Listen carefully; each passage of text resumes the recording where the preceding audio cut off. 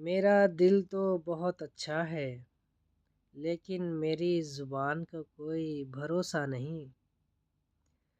دل کے اچھے ہونے سے پہلے آپ کی زبان کا اچھا ہونا ضروری ہے، کیوں نہ کہ لوگوں کا پہلے آپ کی زبان سے واسطہ پڑتا ہے، دل تک تو پھر کچھ چند خاص لوگ ہی پہنچتے ہیں۔